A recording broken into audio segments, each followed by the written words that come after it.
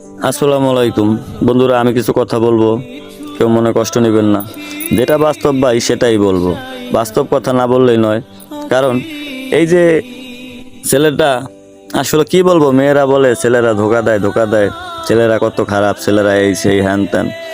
বলি কি আপুরা, তোমরা আসলে এই ছেলেদের সাথে জীবনে তুলনা দিয়ে পারবা না, আর পারবা না, জীবনে পারো না আর পারবাও না।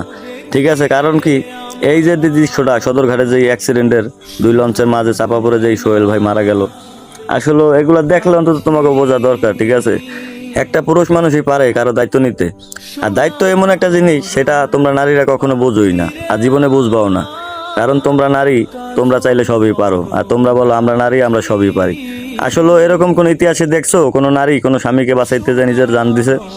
তো এই যে সোহেল ভাই আমাদের, তাকে হাজার হাজার সেলুট জানাই। আসলে তার কথা না বললেই নয়, কারণ হাজারো ছেলের গর্ব এখন আমাদের সেই সোহেল ভাই।